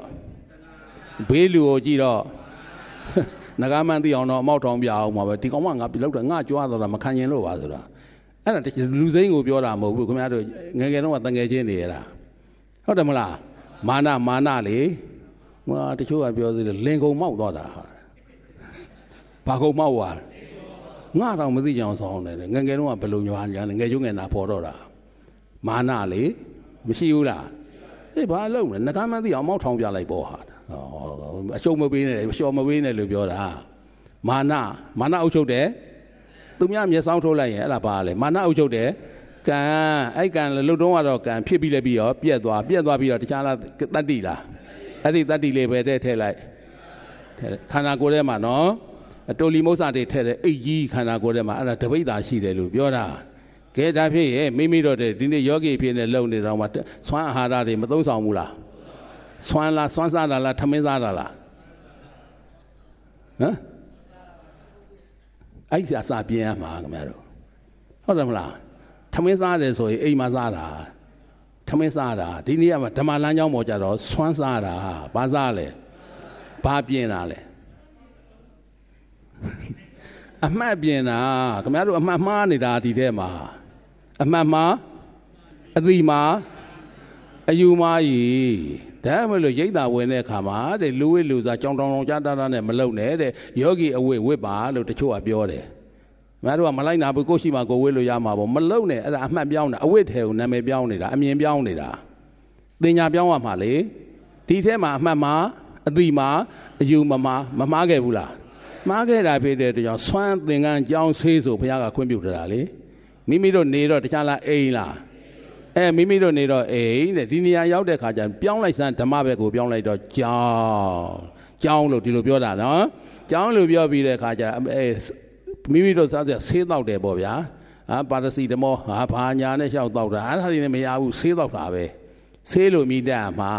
ဘာလို့မြည်တတ်မလဲဆေးလို့မြည်တတ်ဒါဘေးသစ္စာဘာလို့ဖို့လဲဒီဆေးလို့အမိပြောင်းလိုက်တာအမှတ်တင်ညာတွေကိုပေါက်တာလဲပြောင်းတာအမှတ်တင်ညာတွေအဲ့ဒါဘသူတို့ရဲ့အသုံးနှုန်းလဲလို့မေးတော့အရိယာတို့ရဲ့အသုံးနှုန်းဒီကိုသွားမယ်ဒီလမ်းမှာရှိတဲ့အရိယာတွေရဲ့အသုံးနှုန်းအဲ့ဒါကဆွမ်းသင်္ကန်းကြောင်းဆေးဆိုတာဒါပါလေအရိယာတို့ရဲ့အသုံးနှုန်းဘာကိုပြင်းနေတာအမှတ်ကိုပြင်းနေတာဘာကိုပြင်းလဲအဲ့ဒီတော့ဆွမ်းစားတာလားထမင်းစားတာလားဆွမ်းစားတာလားဆွမ်းစားတယ်ဆိုတာနဲ့တွေ့ဆွမ်းစားတာနဲ့တပြိုင်နက်အဲ့ဒီမှာဘာလို့ရမလဲအရိယာတို့ရှောက်လန်းတော့လမ်းပေါ်တက်ချင်လို့ရှိရင်ဘာလို့ရမလဲဖြစ်ဖြစ်ရှုရမှာရှုပြက်လားမလို့ရှုပြက်လားမရှုပြက်ရင်တော့ဘယ်ထဲမှာဆွမ်းစားနေတာလဲအဲ့ဒါတွေပြောတာမင်းဘယ်ကိုသွားမလဲဆိုတာအဲ့ဒါတွေပြန်ပြောမှာဘာနဲ့စားနေတာလဲငါစားတာဟောဒိဋ္ဌိဘာနဲ့စားတာလဲဟာကောင်းတယ်ဟေးဒီဥစ္စာဆိုတာတဏှာအုပ်ချုပ်တဲ့ကံနေဖြစ်မနေဘူးလားတယောက်နဲ့တယောက်ပဲအပြိုင်ဆိုင်စားကြတောက်ကြတာရှိသေးတယ်မာနဟုတ်တယ်မလားတဏှာမာနဒိဋ္ဌိအုပ်ချုပ်မထားဘူးလားဒီထဲမှာပြင်လားဆိုတော့မပြင်ဘူးဘာလို့လဲသိမှမသိပဲဟုတ်သိမှမသိပြီအသိပြန်တော့လေမေ့သွားလို့ကုံတော့ဘာမှလုပ်လို့မရတော့ဘူးခင်ဗျားတို့မသိလို့လည်းမလုပ်ဘူးမေ့လို့လည်းပြင်းလို့လည်းမလုပ်ဘူးဆိုတာဒါသိပါရဲ့နဲ့တော့မသိလို့ဆိုတာမသိလို့မေ့သွားလို့ပါကွာမေ့သွားလို့ပါအေးငါပြန်လုပ်ပါမယ်ဆိုတာလွတ်ဘွားတိတ်ခံမနေနဲ့ဟိုသင်္ခါရဖြစ်သွားပြီဟုတ်တယ်မလားဒါပါလေစားရေးတော်ရေးနဲ့ပတ်သက်လို့ပြောတာနော်အဝိစားတွေဝိတဲ့တွေးထိတဲ့သင်္ခါရိပတ္တဓာတနေဆိုတာကိုအဝိသင်္ကန်းခြုံတဲ့အခါမှာလွှမ်းတဲ့အခါမှာအဝိခွက်တွေပါတွေကင်တဲ့အခါအားလုံးမှာတဲ့တတိမလစ်ဖဲနဲ့နေရမယ်လို့ပြောတာလေမိမိတို့ကတော့ဘာဖြစ်လဲကင်တယ်ဆိုတာဒီတရားစကားလားဘဝစကားလားအဲ့ဒီဘဝထဲမှာပြောတဲ့စကားအဲ့ဒါကင်မှာဆိုလို့မဟုတ်ဆရာတော်ကြီးကဓမ္မစကားအနေနဲ့ပြောပေးလိုက်တယ်တင်ညာပြောင်းလိုက်တာလေကိုင်းတယ်ဆိုတာတွေးထိတယ်ဆိုတာဒီဘာလဲကိုယ်နဲ့တွေးထိစရာနဲ့ဆုံလို့တွေးထိစိတ်ပေါ်တာကိုယ်နဲ့တွေးထိစရာနဲ့ဆုံလို့တွေးထိစိတ်ပေါ်တာငါကိုင်းတာလားတွေးထိစိတ်ပေါ်တာလားတွေးထိစိတ်ပေါ်တာဆိုတာဘာပြောင်းတာလဲသင်ညာပြောင်းတာအမြင်အမှတ်မှန်အသိမှန်အယူမှန်ဖြစ်အောင်ပြောင်းပေးနေတာအဲ့ဒါဘုရားကဘယ်လိုဟောလဲကာယေသပတိစ္ဆာဖောတဘေသဥပ္ပိစတိကာယဝေဒိဏံသင်္ကတိဘန္သောဖသပစ္စယဝေဒနာပစ္စယတဏပစ္စယဥပါဒနာပစ္စယဘဝဇာတိပစ္စယဇရာမရဏဖြစ်ပြီးတော့ပြည့်သွားပြီဘာမြောက်သွားလဲကံမြောက်သွားအဲ့ဒီကံလေးကိုဘသူတွေကအုပ်ချုပ်ဒိဋ္ဌိကအုပ်ချုပ်တယ်တဏှာကအုပ်ချုပ်တယ်မာနကအုပ်ချုပ်တယ်အဲ့ဒီကံလေးအုပ်ချုပ်ပြီးတော့ဖြစ်ပြီးပြည့်သွားတာနဲ့တပြိုင်နက်အဲ့ဒီဒိဋ္ဌိအုပ်ချုပ်တဲ့ကံရဲ့တတ္တိလေးဟာခန္ဓာထဲထည့်လိုက်တော့သင်္ခါရတဏှာအုပ်ချုပ်တဲ့ကံရဲ့တတ္တိလေးခန္ဓာထဲထည့်လိုက်တော့သင်္ခါရမာနအုပ်ချုပ်တဲ့ကံရဲ့တတ္တိလေးခန္ဓာထဲထည့်လိုက်တော့သင်္ခါရခန္ဓာကိုယ်ထဲမှာနေ့တိုင်းထည့်နေတာဒီတဏှာမာနဒိဋ္ဌိတွေလေအဲ့ဒီတော့တွေးနေဖို့အိတ်တော့မယ်ဆိုနဘူးပေါ်လက်တင်လိုက်တာနဲ့ဒီပိုင်းနဲ့တွေးစိတ်ကလေးတွေကဝဲမလာဘူးလားဘာဖြစ်နေလဲတွေးနေတယ်ဘာလုပ်တာလဲတွေးနေတာကိုမြတ်စွာဘုရားတခြားစကားလားဘဝစကားလားဘဝစကားမှာဒိဋ္ဌိဝင်ငါတွေးတယ်လို့ဖြစ်မှာဆိုလို့မဟုတ်ဆရာတော်ကြီးကဓမ္မစကားနဲ့ပြင်းပေးလိုက်တယ်လေဘယ်လိုပြင်းပေးလဲမနောနဲ့ကြံတွေးစရာနဲ့ဆုံလို့တွေးစိတ်ပေါ်တာတဲ့မနောလို့ပြောရမယ်စိတ်လို့ပြောလို့မရဘူးမနောဆိုတာမနောဟာဘဝင်ကိုပြောတာမနောဒွါရံပနာဘဝင်ကံတိပုစတိဆိုတာဟုတ်မနောဆိုတာတခြားပြောတာလားဘဝင်ပြောတာလားအဲ့ဒီဘဝင်အရင်ပေါ်မှာဖြစ်နေတာသူတို့ကအဲကြောင့်မလို့သူကမနောအဲ့ရကြံတွေးစရာအာယုံကနေပြီးတော့အဲ့ဒီမနောပေါ်လာတိုက်လိုက်တဲ့ကောမနောပေါ်မှာတွေးစိတ်ကလေးပေါ်လာတာလေအဲ့ဒီတော့မနောနဲ့ကြံတွေးစရာအာယုံနဲ့ဆုံလို့ဗာစိတ်ပေါ်တာတွေးစိတ်ပေါ်နေတာတဲ့အဲ့ဒါကိုဘုရားကဘယ်လိုဟောမနိသပတိစ္ဆာဓမေသဥပ္ပိစတိမနောဝိညာဏံဒိဏံသင်္ကတိဖသပစ္စယဝေဒနာပစ္စယတဏှာပစ္စယဥပါဒ ဘဝပစ္စယဇာတိဇာတိပစ္စယဖြစ်ပြီးတော့တွေးစိတ်ကလေးဖြစ်သွားပြီဘသူအုပ်ချုပ်သွားတဏှာမာနဒိဋ္ဌိတဏှာမာနဘာဖြစ်လို့တဏှာမာနဒိဋ္ဌိအုပ်ချုပ်တယ်ပြောတာတဏှာမာနဒိဋ္ဌိကိုမပယ်ရသေးလို့ပြောတာအောက်ကဘဝင်အရင်ကြီးထဲမှာအဲ့ဒီအနုတ္တရာတွေကကပ်ပါလာတယ်နော်ဘဝင်အရင်ကြီးထဲမှာအနုတ္တရာတွေကပ်ပါလာလူကဖျားရှိခိုးနေတယ်ဗျာဟုတ်တယ်မလားပိုးတိကယခုဖြစ်ဆဲကတခြားလားဖျားရှိခိုးနေတာလားအောက်ကဘဝင်အရင်ထဲမှာအနုတ္တရာအောင်းလာတဲ့ကိလေသာဘယ်နှပါလဲ9ပါးအနုတ္တရာကိလေသာလူကဘာလုပ်နေလဲဖျားရှိခိုးတာမကောင်းဘူးလားတော်လေးကြရဟဲသမီးဟိုမိဖို့ကြောင့်တကားပိတ်ပြီဗလားဆိုတော့ထားလောက်တာဘသူလောက်ခိုင်းတာလဲဘဝင်အရင်တည်းကဒိဋ္ဌိတွေထွက်လာတာတဏှာမာနဒိဋ္ဌိတွေဟဲ့ကြောင်စားသွားမယ်မနေ့ဆုံးလောင်းဖို့ပြင်ထတာတွေ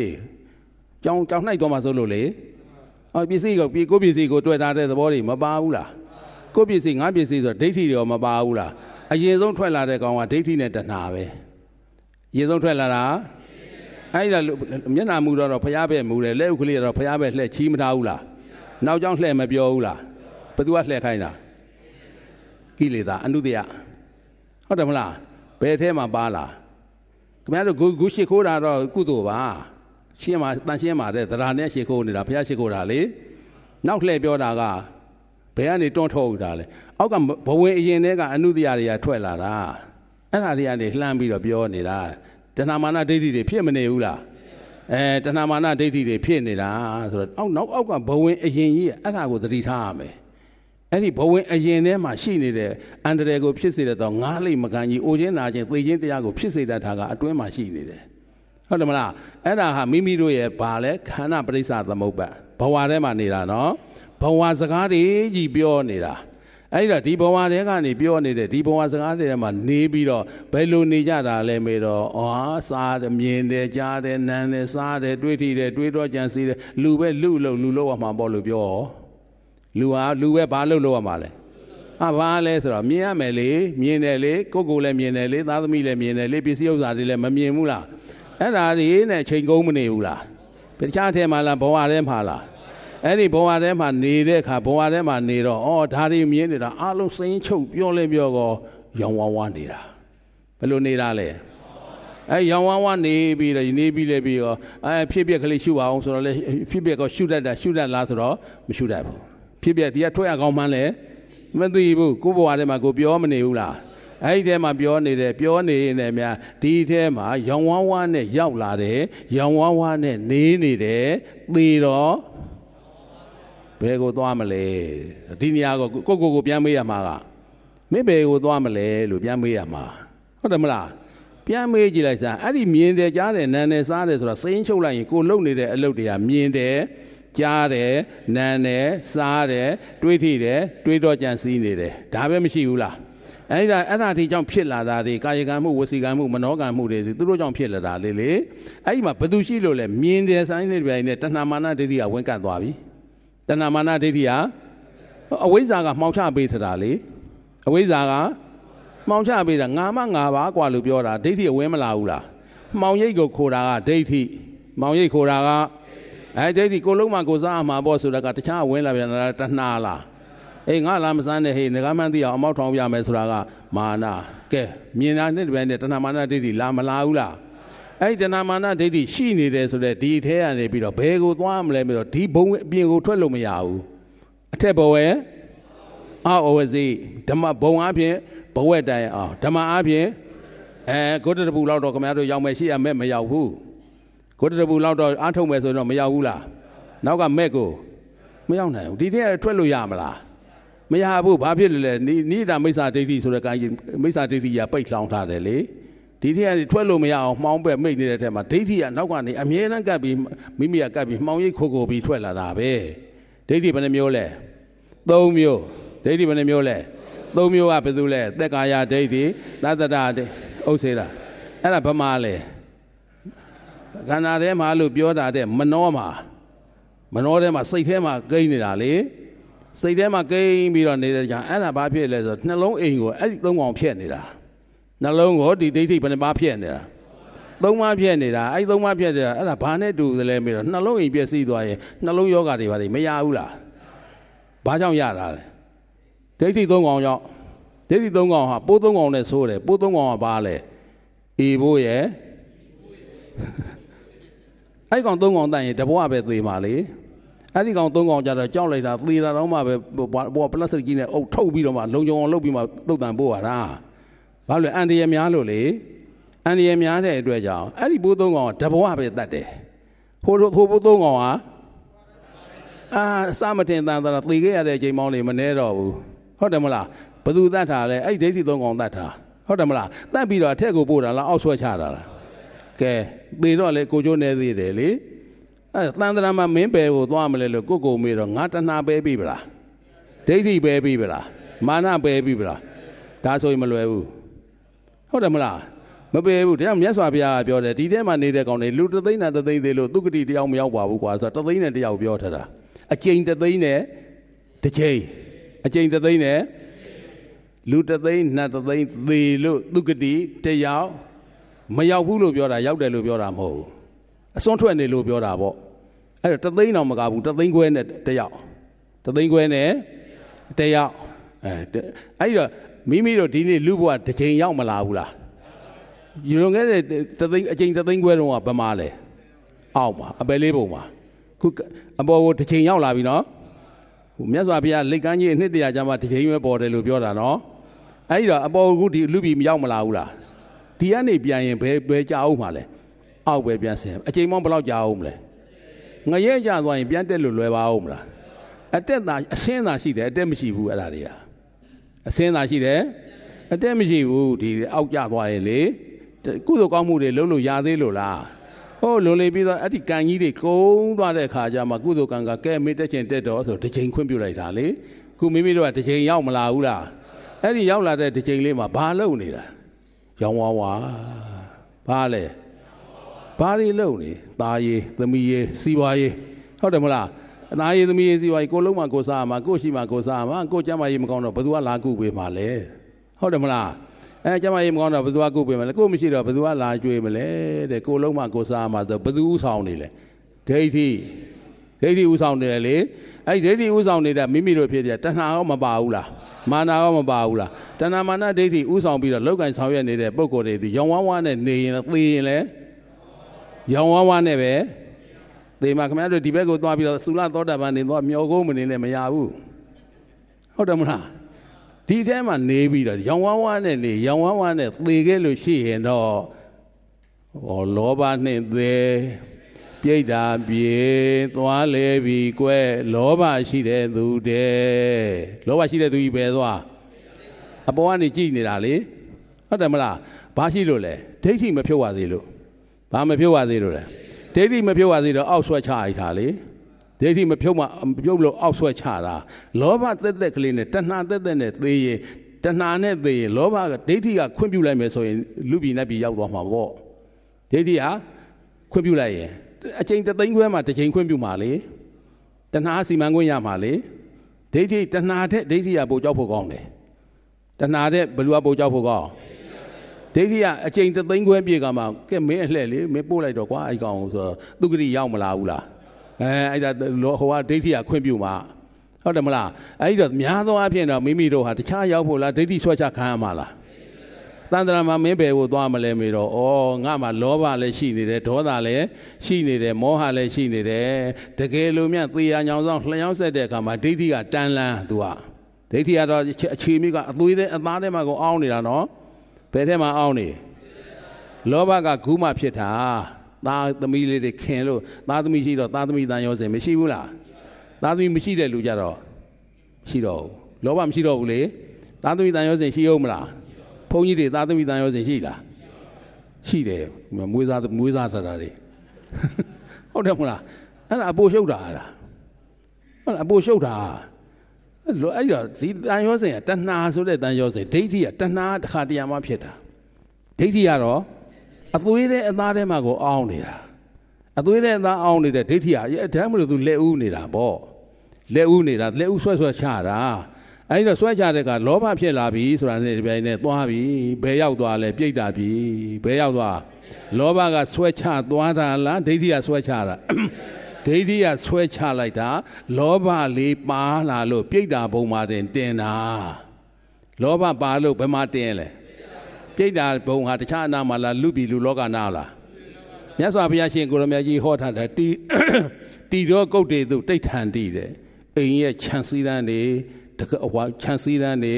အုပ်ရိုးကြီးတွေခြံစည်းတန်းတွေမရှိဘူးလားကိုအိမ်သားတယ်နော်ဟုတ်တယ်မလားတီတော်ကုတ်တွေသူတဲ့နန်းရန်တစ်ဖက်တွေမှာမှီခိုးပြီးတော့နေကြရတယ်တဲ့ဗမာလဲခြံစည်းတန်းအိမ်ခြံစည်းတန်းတွေမှာပြိတ္တာတို့နေရာလေဗမာလဲအိမ်ခြံစည်းတန်းခြံစည်းရိုးတွေမှာကန့်တန့်နေတန်တိသင်္ခါတကေသူစားတဲ့အဆက်တွေဟိုအိမ်အဆက်နဲ့ဒီအိမ်အဆက်ဟိုရွာအဆက်နဲ့ဒီရွာအဆက်သင်္ခါတကေသူခရီးလန်းဆုံးအဲ့ဒါမှနေကြတာတဲ့ပြိတ္တာဆိုတာဘာလဲသစေတရေမင်းစားသစေတရေမင်းစားဆိုတာဘာလဲဝေးမှလားအနီးမှလားဘာလို့လဲဒီအိမ်တန်ရောစင်ရှိနေတာဟုတ်တယ်မလားဒီသားသမီးတန်ရောစင်ရှိတော့ဒီနာကသူခွာနိုင်ရလားမခွာနိုင်တော့အနားမှာပဲကပ်ပြီးတော့နေရတာဘု து ကျေးဇူးလဲလောဘကျေးဇူးဒိဋ္ဌိကတော့ဆွဲချရတာပဲဒါပေမဲ့ဘယ်နေရာသွားတောင်းတင်လဲပြိတ္တာဘုံမှာဘု து ကျေးဇူးလဲတောတော်သေးရဲ့လို့သတ်မှတ်ရမှာဟုတ်တယ်မလားအဲ့တော့ဒိဋ္ဌိလောဘကိုမခွာရဘူးဖြစ်နေတာဒါကြောင့်တောတော်သေးရဲ့ငါအိမ်သားမှာနေရတယ်ဆိုတော့အိမ်လှန့်ကြည့်ရတာသားလေးသမီးလေးမြီးလေးမြစ်ကလေးကိုလှန့်ကြည့်ရတာလေမတွေ့ရဘူးလားတွေ့ရတော့အဲ့ဒါလေးကိုတွေ့တာပြီးတော့နေပိုနစ်တဲ့ပိုနစ်သွားတယ်ဟုတ်တယ်မလားပြိတ္တာဖြစ်ဘူးလားမမှတ်မိလို့ပါဖြစ်တာဖြစ်ဘူးပါတယ်မမှတ်မိတော့လို့အိမ်ကိုလှမ်းကြည့်တယ်သူဘဝချင်းကွာချနေတော့သူ့အိမ်နဲ့လေကိုကဝင်လို့ရလားကိုကဝင်သွားအိမ်ဆောင်တကဟိအောင်မဝင်နဲ့ဆိုတားထားတာအဲ့ဘဝကြီးကြအဲ့ဒီလိုနော်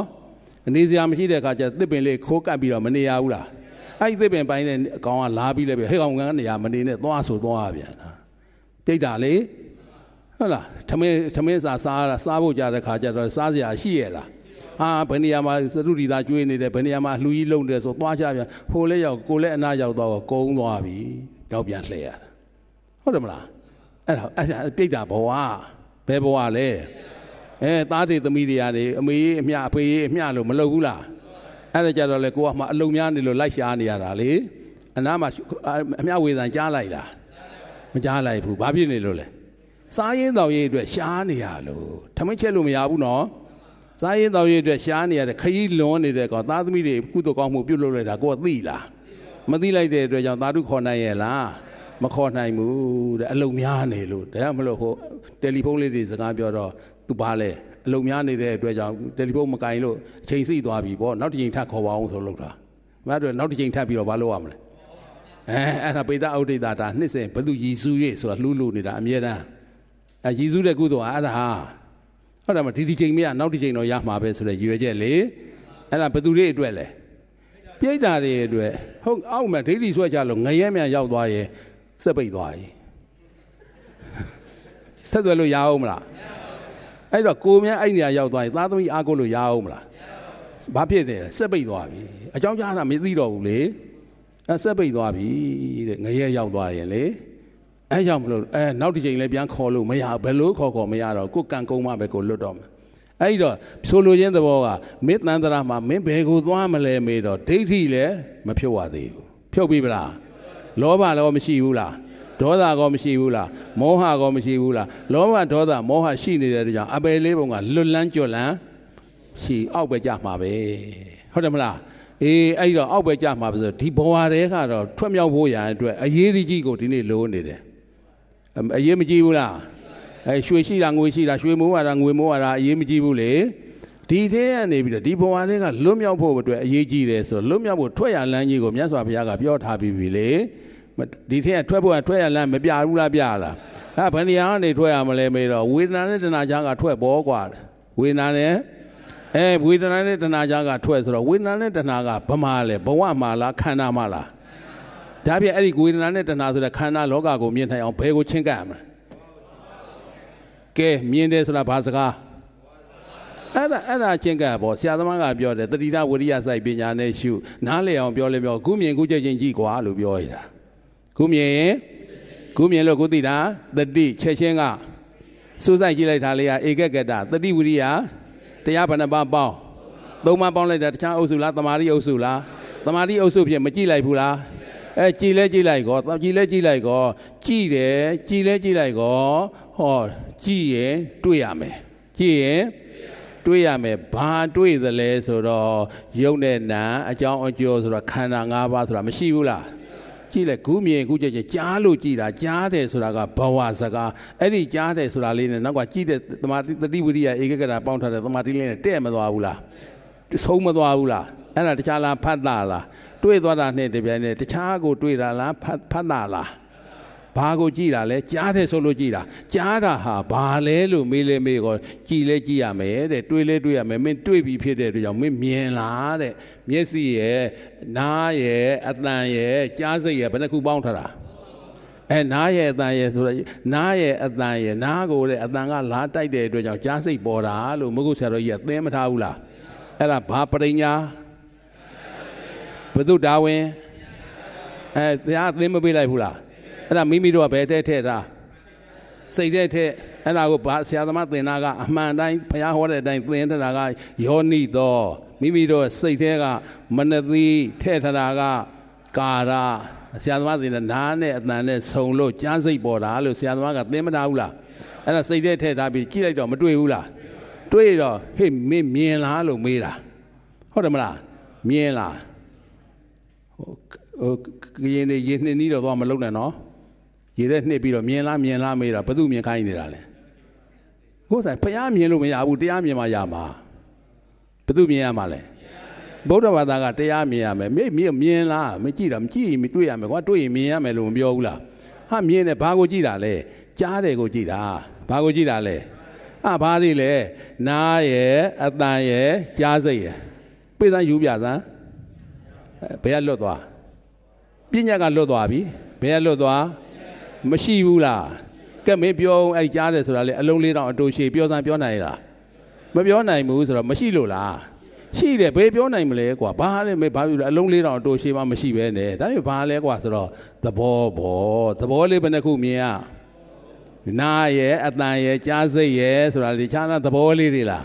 အဲ့ဒီသဘောလေးတွေကိုမြင်ပြီးကမှဆရာသမားကပြောတယ်နားနဲ့အတန်နဲ့ကြားစိတ်ထုံလို့ကြားစိတ်ပေါ်တာနားနဲ့အတန်ကရုပ်တရားကွာတဲ့ကြားစိတ်ကလေးဟာဘာနဲ့ပါရုပ်နဲ့နာလို့လည်းသိလဲသိကောနောက်ကရှုနေတဲ့ရှုဉဏ်လေးကဘာဖြစ်သွားသမာဓိမဲ့ခင်သမာဓိမဲ့ခင်ဆိုတာနဲ့တပြိုင်နက်ဒီထဲမှာနေတဲ့ပုဂ္ဂိုလ်ရဲ့တန်တာမှာနှလုံးအိမ်ထဲမှာတခြားကိန်းသွားတာလားမဲ့ခင်လေးကိန်းသွားတာလားသမာဓိမဲ့ခင်လေးနဲ့ကိန်းမသွားဘူးလားကိန်းသွားလဲသွားကွာဒီအမှောင်တက်ကြီးနဲ့လုံးထွေးတာပိတ်ဆို့ထားတယ်ဆိုတဲ့ဒီဝါကြီးကဒီတန်တရာကြီးကဒိဋ္ဌိသက်ကာယဒိဋ္ဌိကွာသွားတာသက်ကာယဒိဋ္ဌိကွာလဲကွာရော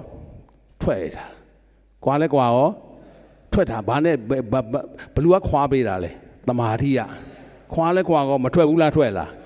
အဲ့ဒါထွက်လိုက်ကောကိုလည်းထွက်ပြီးတော့ဟိုကပြန်ပြီးတော့ပိတ်သွားပိတ်သွားလဲသွားကောဒါဘာလဲတခြားလားယုံနေနံလားယုံနေနံလို့သိမသွားဘူးလားခွာထွက်တာသမာဓိကဘာလို့ထွက်တာလဲခွာထွက်တာဒီသမာဓိကိုပွားများကမှနောက်ကဉာဏ်ပညာလဲပေါ်လာပြီးတော့ဖြစ်ပြက်လို့မသိရဘူးလားသိရလားဒီဖြုတ်ပါများမှတ်ပါများပွားများပါများတဲ့အခါမှာဖြစ်ပြက်ကဘာသစ္စာမြင်တဲ့ဉာဏ်ကသေတဲ့ကိလေသာကနောင်ခန္ဓာမလာတော့တာကသစ္စာစိုက်တာနဲ့ဒီပိုင်းနဲ့ဖြစ်ချင်းပြည့်ချင်းတရားကိုမမြင်ဘူးလားဖြစ်ပြက်မြင်တာကဘာဉာဏ်ခေါ်မယ်ယထာဘုဒ္ဓဉာဏ်တခြားရဲ့ဖြစ်ပြက်လားခန္ဓာရဲ့ဖြစ်ပြက်လားအဲ့ဒီယထာဘုဒ္ဓဉာဏ်ဆိုတော့တခြားမြင်တဲ့ဉာဏ်လားဖြစ်ပြက်မြင်တဲ့ဉာဏ်လားအဲ့ဒါကိုပွားများတာများလဲများလိုက်ကောပွားများပါဖြစ်ပြက်မြင်ပြီးတော့ဖြစ်ပြက်မုံဖြစ်ပြက်တွေဘာဖြစ်မလဲဆုံးသွားလဲသွားကောဘွားကလေးဆိုပြီးတော့ဘသူပေါ်လာတယ်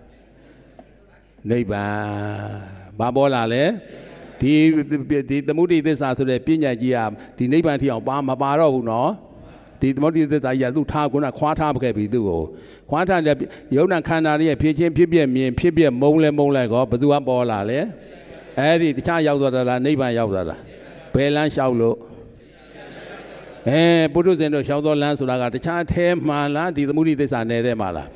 အဲ့ဒီနယ်ထဲမှာမှသွားနေရမယ်ဆိုရင်အောက်တန်တရာပဲအချိန်ဗများစွာသွားမှာပဲတသိန်းခွဲရှိမှတစ်ချိန်ကတော့သူကတိလူပြည်နတ်ပြည်ကိုမတက်ရဘူးလားတက်ရမှာ အဲဒီဒုက္ခတိနတ်ပြည်လူပြည်နတ်ပြည်ဒုက္ခတိကိုတက်ပုံတော့နောက်တနေ့ကျမှဆက်ကြရအောင်ချိန်စီပြီးသာဓုသုံးချိန်ခေါ်